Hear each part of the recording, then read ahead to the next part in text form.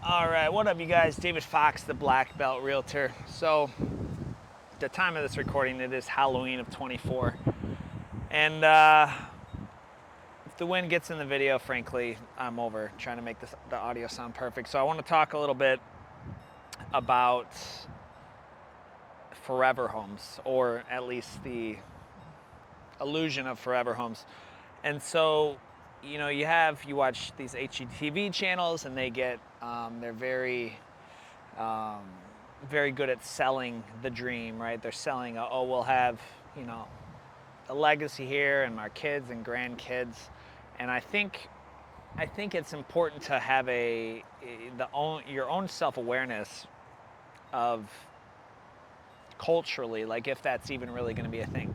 I can say with certainty, like people move on average every 5 to 7 years, especially younger people. So my generation, millennials and younger, there are a lot of the boomers. They stay put. I mean, they look like my folks they still have the house that I grew up in, and both same neighbors on the same side. That's pretty rare. It's pretty rare for that to happen.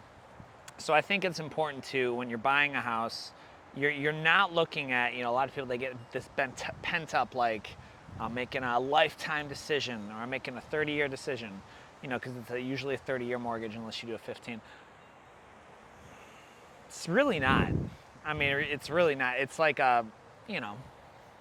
certainly I wouldn't recommend, this is just my own kind of suggestion, I wouldn't recommend buying a house unless you're going to be there for about 5 years, and you're going to, you can see yourself staying there for 5 years. And the reason is, there's closing costs involved in the sale. And if you take any 5-year window block with one exception, obviously the crash of '08, and I've talked about what caused that in other videos, any 5-year block of real estate, and it has appreciated over that, right? 1 year, maybe not, or at least not enough to offset closing costs. Closing costs can be, they can be, 2% or so. On a $200,000 or $400,000 home, that's $8,000 as such. So, that's $8,000 as such. So, it's really like a 5-year commitment.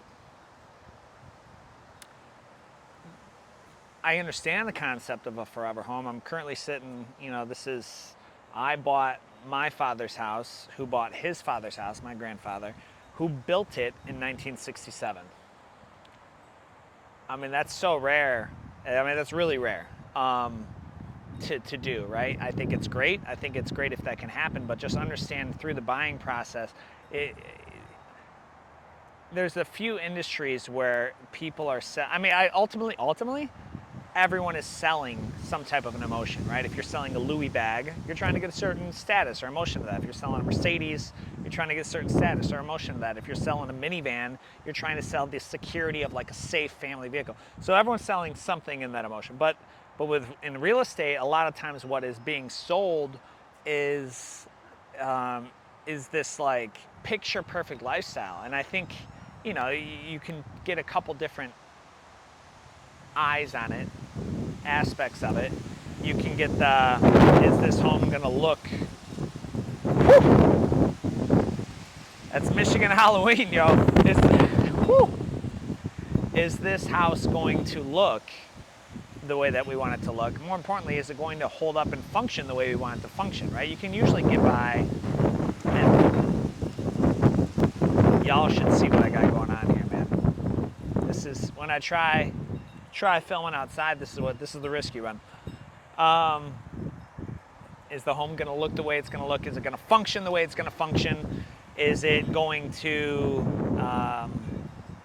appreciate? Can we afford that? All these things come into play, and I really think if you understand you're making a 5-year investment, not a 30-year investment, that's number one. So the concept of a forever home, I mean, unless you're like 70, 75, then that may very well be your last home. I mean, let's call a spade a spade. And so when looking for that, I think it's really important to understand, you definitely look at up and coming areas, man. and that could be like areas where they're building and they're sprucing up. I used to live in South Lyon. I revisited there over at Blake's apple orchard, and it was, man, they cleared out like acres, hundreds of acres of woods to build these new builds, right? Like 4,000 square foot homes. That's what's selling out there. But that could also be an up and coming. There are parts of Detroit that are up and coming, right? So, or I should say revamped or revitalized, right? Because there was a time when it was very cheap to move in there, and now it's becoming less cheap, historical sections, things like that. So definitely the area makes a difference, but I also, if you're living in the home, there is something, or there is some value to living in it, and you own it, and you get to decorate and do things you want, number one. But there is also a cost. There's a cost to repairing it.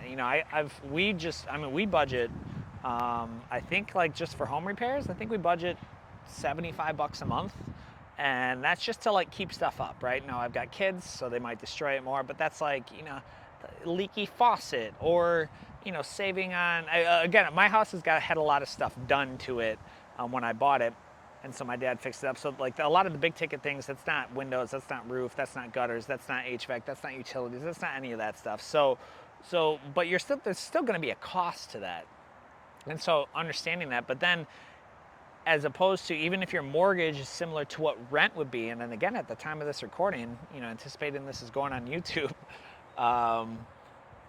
it's like $1,500, $1,600 for just a 1,000 square foot ranch home. I would imagine to rent my house, it's certainly between $2,500 to $2,900.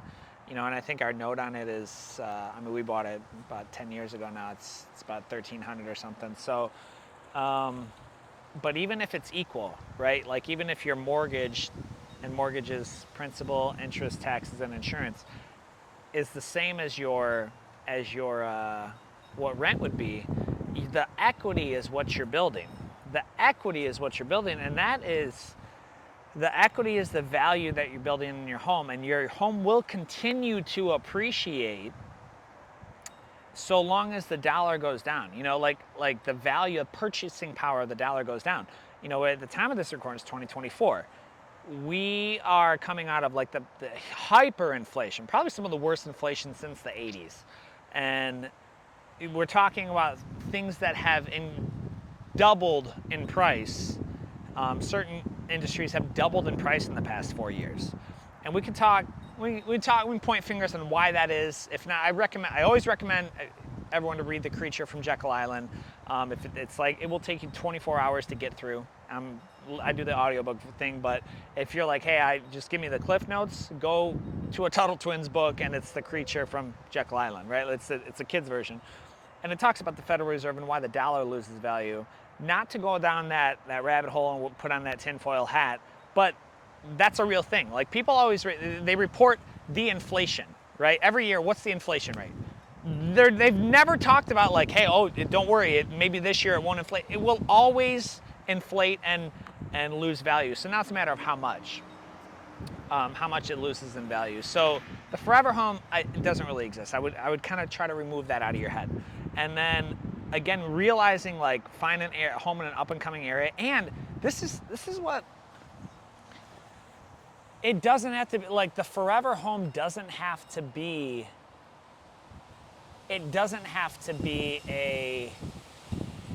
the final product of what you would like. Like, I got 3 kids, God willing, we'll have more. Our home is getting tighter. My mother-in-law lives with us. Our home is getting tighter. Would I like more land? Sure. Would I like other things? Sure. But this home is a bargaining chip. That's all it is. So you buy and you get the little one, you get the little starter home, and then that appreciates, and then you're paying your mortgage. You look forward down the way, 7 years pass, and guess what? You've got all of the payments that have been going towards your principal in addition to the equity, which could very well be $100,000. Well, now with $100,000, you could put that towards 20. Let's say that's 20%. That's a $500,000 home, to 20% down, conventional, and so you're not paying any more mortgage insurance (PMI) for that. and then you're paying on, now you buy a $500,000 home. If the numbers exist, right? I recommend your mortgage be less than 25 to 30% tops of your take-home pay. Now you're in a $500,000 home, you're paying that for 7 or 8 years. So boom, guess what? That appreciates, because the bigger the ticket of the home, it appreciates percentages wise. So if a $100,000 home appreciates 40%, that's 40 grand. Do it with a $500,000 home, that's 200 grand. And so, right? Is that right? 40%? Yes. And so that the percentages increase. Let's say 7 or 8 years go by, that $500,000 home, well, now you've got 300,000 into it. So you have a couple choices. You can take that 300,000, put 20% down on a, what is that, $1.5 million home, or if you don't really want that note, just buy a different home and put 300 into it, and your payment's just way less. Or pay off a $300,000 home, now you own it, right? Like, so there's all these options to it, but it's starting ships. I always think of like those bartering shows. I don't even know if they're MTV or whatever they were, but the kid starts with a pencil and he like flips it up into like a notebook, and then flips that up into like, I don't know, a trading card or a Pokemon card, and it eventually keeps flipping up to where a pencil turned into a car. I mean, that could be a play. You know, so understanding that, just that mindset, it's not a 30-year decision, and it's a bargaining chip to gradually flip up. And I would really just recommend, enjoy the time in the home. Like, as someone who's been house poor, meaning most of my income, 45% of my take-home income went to my mortgage, okay? Like, you do not want it. I would not wish that on my worst enemy. You can't go anywhere. You can't have people over. You can't do any of that. So it is Halloween. I am watching my kids, my 3 kids right now. Iron Man, Ghost Spider, and a pumpkin, it would appear. Get ready to go with that. I just want to put that out there real quick, guys.